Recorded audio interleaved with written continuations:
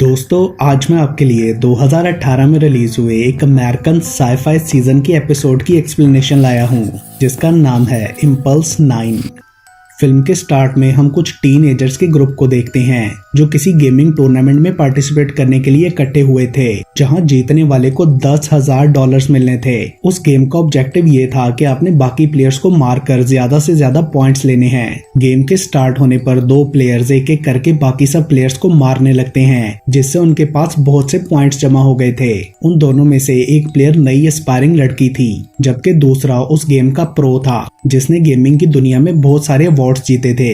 जैसे ही crowd cheer up होता है वो एक्सपर्ट अपने एक्सपीरियंस को यूज करते हुए लीड ले जाता है, मगर उस नई लड़की ने अब भी हार नहीं मानी थी। वो अपने बैग से इम्पल्स 9 नाम के एनर्जी ड्रिंक की बोतल निकालकर एक ही घूंट में पी जाती है जिसने न सिर्फ उसे एनर्जी दी थी बल्कि टाइम की स्पीड को 100 टाइम्स कम कर दिया था और इस पावर के थ्रू वो सब प्लेयर्स को इजीली मार डालती है जिनमें वो प्रो गेमर भी था। एंड देन इवेंचुअली वो लड़की टूर्नामेंट जीत गई थी जिसे वो अपने बॉयफ्रेंड के साथ सेलिब्रेट करती है, लेकिन वो ये नहीं जानती थी कि उसकी ये एक्साइटमेंट बहुत ही ब्रूटल वे में खत्म होने वाली है। सडनली एनर्जी ड्रिंक की बोतल नीचे गिर के टूट जाती है जिसके साथ ही लड़की रियलिटी में वापस आ चुकी थी जहां वो खुद को एज एडल्ट 3 बच्चों की माँ के तौर पर देखती है। वो एक ऐसे खस्ता हाल घर में रह रही होती है जिसमें इलेक्ट्रिसिटी और मॉडर्न इक्विपमेंट्स नहीं थे।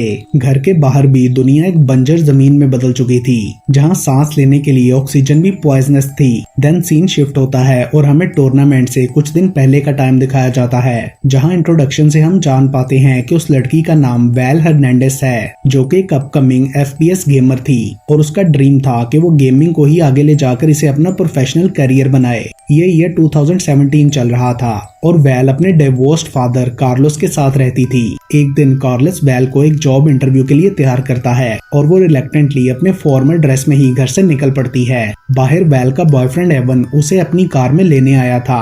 आफ्टरवर्ड वहां से निकलने के बाद वेल कार में ही अपने कपड़े चेंज कर लेती है और यहाँ रिवील होता है कि वो अपने इंटरव्यू को डिच करते हुए एक गेमिंग टूर्नामेंट में जा रही थी जिसका नाम था फील्ड ऑफ फायर। बाकी सब FPS बैटल रॉयल गेम्स की तरह फील्ड ऑफ फायर भी एक मल्टीप्लेयर गेम थी जिसका मेन ऑब्जेक्टिव गेम का लास्ट सर्वाइवर बनना था। वेल अंदाजा लगाती है कि अगर वो ये गेम जीत जाए तो उसे बहुत से पैसे मिलेंगे जिनसे वो खुद का एक गेमिंग कंप्यूटर बना सकती है, मगर एवन ये बताते हुए उसका सपना तोड़ देता है कि सीजन्ड प्रोफेशनल गेमर रॉय भी इस टूर्नामेंट में अपनी सरप्राइज अपीयरेंस देने वाला है। जल्द ही वो दोनों कंपटीशन के लिए एरिना में पहुंचकर रॉय को देखते हैं जो अपने फैंस के साथ फोटोज ले रहा था। फर्स्ट मैच के स्टार्ट होने से पहले एवन अपनी गर्लफ्रेंड को रिमाइंड करवाता है कि उसे इस टूर्नामेंट से बाहर नहीं होना और वो फाइनल्स में क्वालिफाई करने पर फोकस करे, मगर वेल की नजरें एरोगेंट रॉय को हराने पर सेट थीं। कुछ ही देर में सब प्लेयर्स अपने कंप्यूटर्स के सामने बैठ गए थे और गेम स्टार्ट हो जाती है। वेल ने बहुत जल्दी एक अर्ली लीड ले ली थी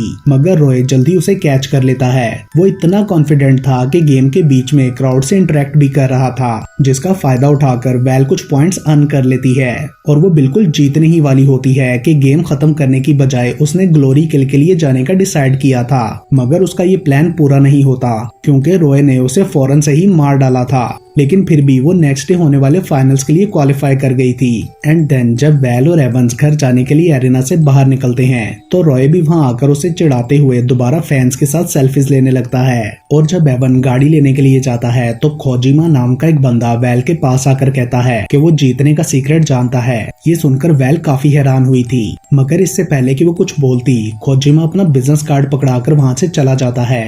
देन घर पहुंचने पर वेल आहिस्ता से अंदर जाती है ताकि कोई आवाज ना हो, मगर उसके डैड सामने ही बैठे उसका वेट कर रहे थे, इसलिए ना चाहते हुए भी वेल उन्हें सच बता देती है कि वो सारा दिन कहाँ थी। मगर ये सुनकर डैड को और ज्यादा गुस्सा आ गया था और वो उसे अगले दिन ऑफिस जाकर जॉब इंटरव्यू के लिए बैक करने का ऑर्डर देते हैं। तो वेल उन्हें बताती है कि टूर्नामेंट का फाइनल भी कल ही होने वाला है जो कि उसके फ्यूचर के लिए बहुत इंपॉर्टेंट है। मगर कार्लस भी बाकी सब पेरेंट्स की तरह उसे ये समझाने की कोशिश करता है कि ऑनलाइन गेमिंग का कोई फ्यूचर नहीं, लेकिन जिद्दी वेल उनकी बात को इग्नोर करते हुए गुस्से से अपने बेडरूम में चली जाती है। एंड देन वो दिन में होने वाली गेम का पॉडकास्ट देखती है तो उसे गुस्सा आ जाता है कि रॉय ने फर्स्ट पोजीशन क्यों ले ली थी और तभी खोजिमा का बिजनेस कार्ड देखते हुए उसे उसकी कही हुई बात याद आ जाती है।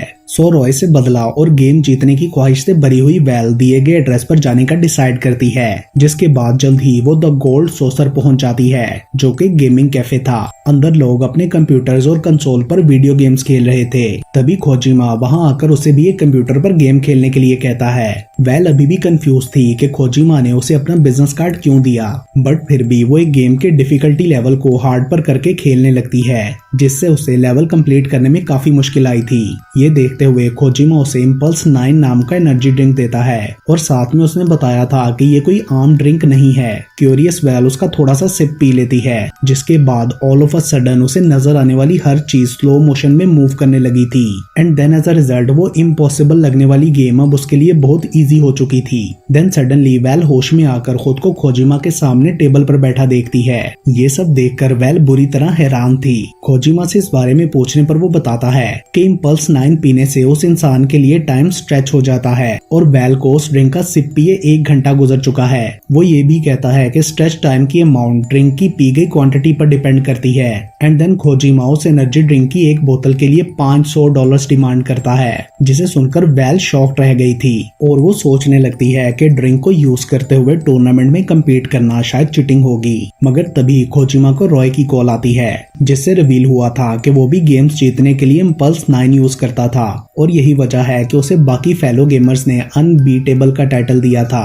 ये जानने के बाद वेल वो एनर्जी ड्रिंक बाय करने का डिसाइड करती है और अगले दिन एरिना में उसने इम्पल्स 9 की बोतल बैग से निकालकर अपने कीबोर्ड के पास रख ली थी और गेम स्टार्ट होने से पहले उसका एक सिप भी लेती है। And then ultra slow motion की हेल्प से उसने स्कोर बोर्ड को लीड कर लिया था। ये देखकर रॉय भी थोड़ा सा इम्पल्स 9 पी लेता है और वो स्कोर बोर्ड क्लाइम करते हुए टॉप पर पहुंच जाता है, जिससे डेस्परेट होके वेल एक ही बार में एनर्जी ड्रिंक की सारी बोतल पी जाती है, उसके साइड इफेक्ट्स की परवाह किए बिना ही। और इस तरह उसके लिए टाइम एक्सट्रीमली स्लोअर पेस पर चलने लगता है, जो कि वो अपने पूरे फायदे के लिए यूज करती है। एंड देन इवेंचुअली रॉय के अवतार को मारकर वो टूर्नामेंट जीत गई थी, जिससे क्राउड वाइल्ड हो जाता है और एवन के साथ साथ सब लोग उसके लिए खुश हो रहे थे। मगर उनकी सेलिब्रेशन में एनर्जी ड्रिंक की बोतल नीचे गिर के टूट जाती है। एंड देन वेल रियलिटी में वापस आकर खुद को उस खस्ता हाल घर में पाती है और उसके हाथ में एक बेबी भी था। तभी एवन रूम में आता है, जिसके कपड़े गंदे और फटे पुराने थे।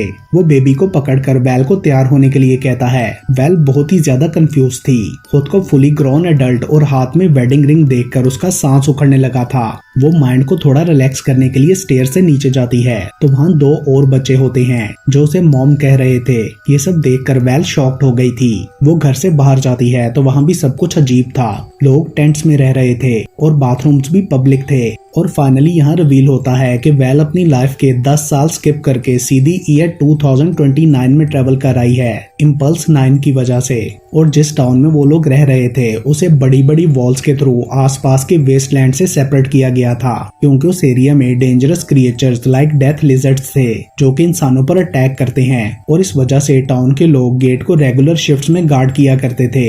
मोर ओवर ये पता चलता है कि जिन्होंने पास्ट में इम्पल्स 9 की ज्यादा क्वांटिटी पी थी अब वो आहिस्ता आहिस्ता जाग रहे थे और उन्हें पल्सर कहा जाता था। लोग फ्यूचर में कई साल आगे जाकर रियलिटी में वापस आ रहे थे और उन्हें कुछ याद भी नहीं होता था, जिससे दुनिया में एक क्योस फैल रहा था।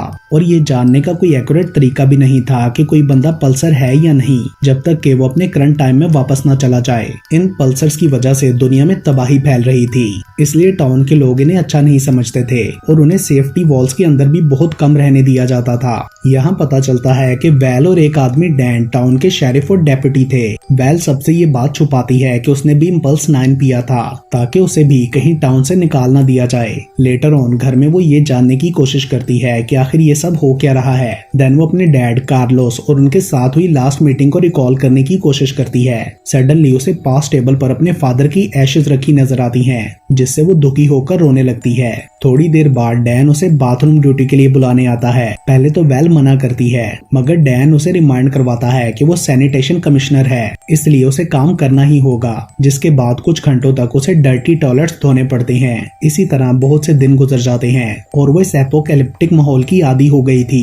एक दिन में वेल को अपने सारे टास्क कंप्लीट करने होते थे, जिसमें गार्ड ड्यूटी, टॉयलेट क्लीनिंग और सफाई शामिल थी। देन वो अपने बच्चों को स्कूल से पिक करती है तो उसकी बेटी सोफिया ने वैल को उसकी एक ड्राइंग दी थी और बोला था कि वो उसकी हीरो है, लेकिन वैल इतनी ज्यादा फ्रस्ट्रेटेड थी कि वो बच्ची की एफर्ट्स को बिल्कुल भी अप्रिशिएट नहीं करती।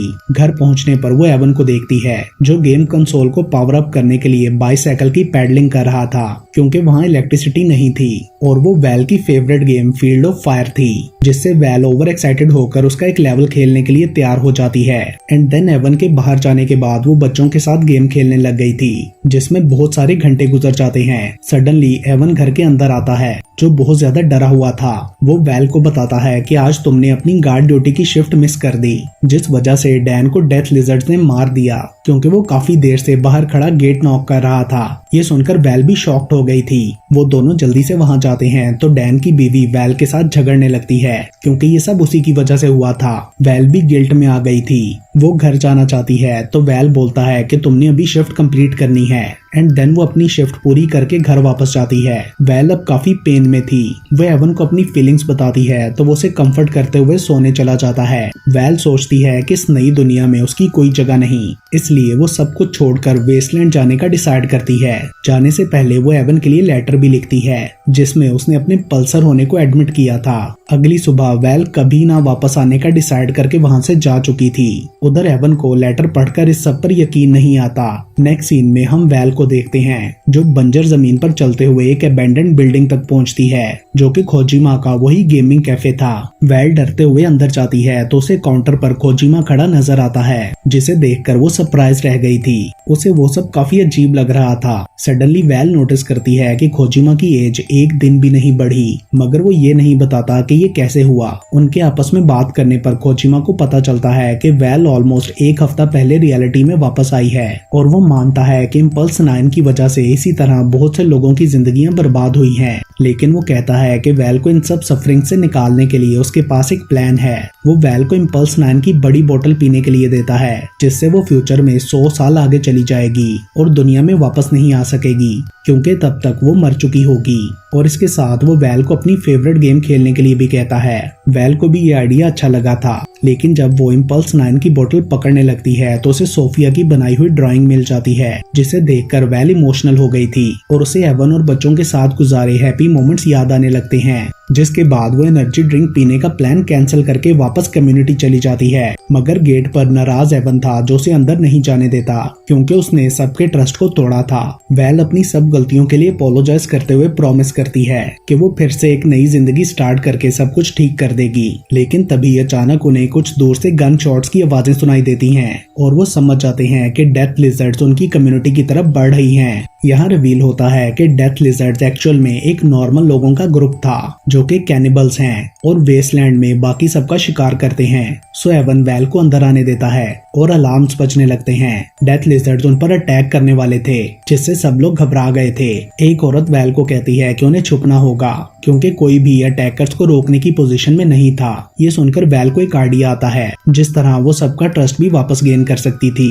वो एवन को बताती है कि मैं यहीं रुककर जितनी देर हो सकेगा इंट्रूडर्स को रोकने की कोशिश करूंगी। एवन को उसे छोड़कर जाना अच्छा नहीं लग रहा था, मगर वैल कहती है कि वो उनके बच्चों की खातिर चला जाए। एंड देन उसके जाने के बाद वैल इम्पल्स 9 की वो बड़ी बोतल निकालकर बैटल के लिए तैयार हो जाती है, जो वो अपने साथ ही ले आई थी। कुछ ही देर में डेथ लिजर्ड्स कम्युनिटी गेट से अंदर आ जाते हैं और यहाँ पता चलता है कि उनका लीडर रॉय था। दोनों एक दूसरे को देखते साथ ही पहचान गए थे और रॉय बताता है कि वो कुछ साल पहले ही रियलिटी में वापस आ गया था एंड अब वो एक बैरबैरिक लीडर होते हुए जिसे चाहे मार सकता था। मगर वैल उसके थ्रेट से बिल्कुल भी नहीं डरती, क्योंकि उसने पहले ही इम्पल्स 9 की पूरी बोतल पी रखी थी और वो खाली बोतल रॉय की तरफ फेंक देती है, जिसे देखकर वो डर गया था। And then suddenly well slow motion में जाकर एक गैस कनेस्टर को शूट कर देती है, जिससे वो एक्सप्लोड हो जाता है और अटैकर्स हवा में उड़कर गिरते हैं। उसके बाद एक ब्रूटल शूट आउट स्टार्ट हो गया था। वैल ने ऑलमोस्ट सबको ही मार दिया था, मगर अनफॉर्चुनेटली उसे भी स्टमक और शोल्डर में गोली लग जाती है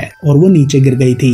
तभी रॉय कहीं से बाहर निकलकर वैल पर फायर शूट करता है, मगर वो मिस हो गया था, जिसका फायदा उठाकर वैल उसे शूट करके मार डालती है। एंड देन वो अपनी आखिरी सांसों के साथ फ्लेयर शॉट करती है ताकि एवन को सिग्नल दे सके कि कम्युनिटी अब सेफ है। लास्ट सीन में हम एवन को ब्राइट रेड फ्लेयर नोटिस करते हुए देखते हैं और वैल की डेथ हो चुकी थी। इसके साथ ही ये मूवी यहीं पर खत्म हो जाती है। आई होप कि आपको ये एक्सप्लेनेशन पसंद आई होगी।